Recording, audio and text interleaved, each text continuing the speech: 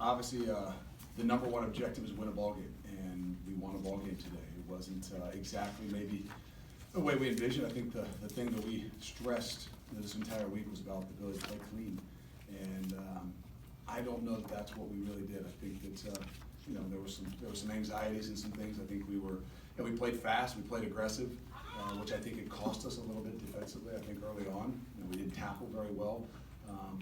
But the greatest thing about it is you got to be able to handle adversity. And I learned some things about our guys because at halftime it's 14 to 10, and we get momentum right back there at the end of the first half, and then we kind of give it back to them by not playing as aggressive as we need to play defensively, and give up a field goal right there.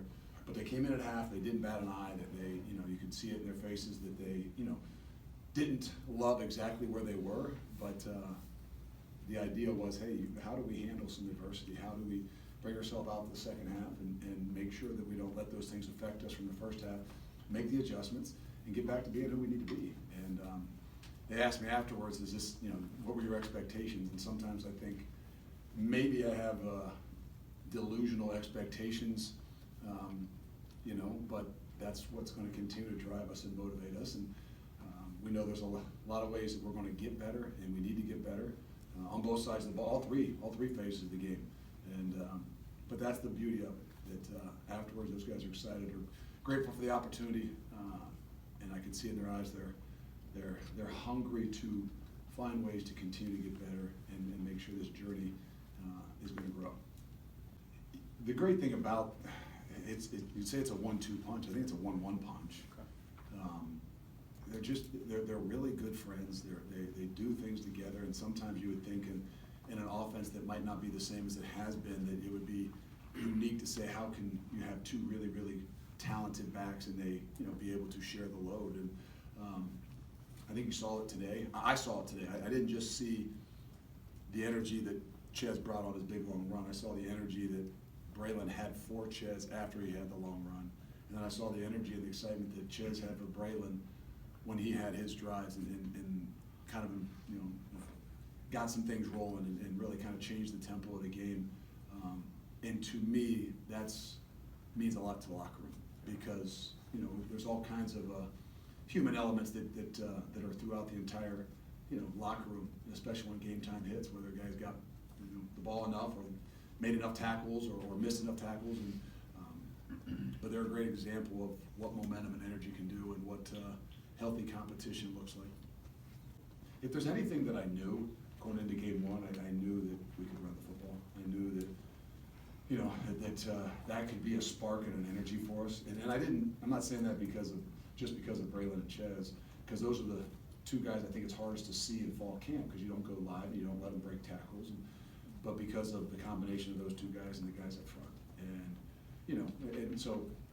Whether we wanted to do some other things and have a great balance, we also can ID where our strengths are and where the energy and momentum can be created. Because every week there's going to be different ways to create energy and momentum. This week I think it was with Ches and Braylon and their ability to pound the football and create some energy and some big plays in that way. And I think the rest of the group fed off of it. Now, not just the offense, I mean the defense as well.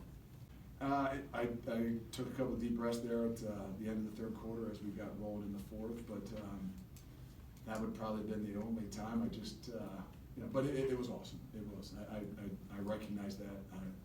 To play in front of that crowd, and to be honest with you, it's hard to hear. It really is, and you're supposed to be at home, and there's times when you'll be able to hear and make some things when your offense is out there, and it's difficult. So I did. I recognized it. Didn't spend a whole lot of time just because of the sheer fact that things didn't go exactly maybe as you planned, but then again, I don't know if I've had too many games that have gone exactly as I planned. I think that we got to go back and watch. I think he had command. I think he had control. There was never a sense of urgency that that he felt like he had to have. I didn't really see the first pick. I couldn't see it. We got to get maybe. I don't know if they want to replay the bad plays on the board, but the other one was I got to give credit, a really good play on their part, obviously. But those are things we got to do better. I mean, that's the talk. That's the ability to play clean, and there's a balance between being really aggressive, which I think he was. The throws down the field, maybe there many, but I think if he probably had a lot of poise in not throwing some of those ones when they were bailing out of there. So I would say from afar, no, we don't like the 2 interceptions, but I do believe that, he threw the things when he was supposed to throw them, and he didn't really kind of force some balls into places where he shouldn't have.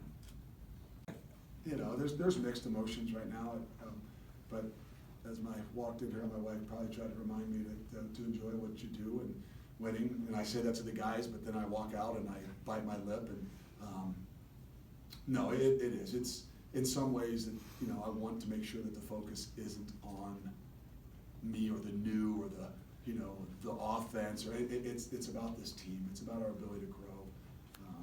And sometimes you get through that first game to make sure everybody kind of gets themselves centered back into the things that they're supposed to do and need to do, and get our minds all focused on what's going to give us a chance to continue to grow and be successful and play our best ball at the end of the year.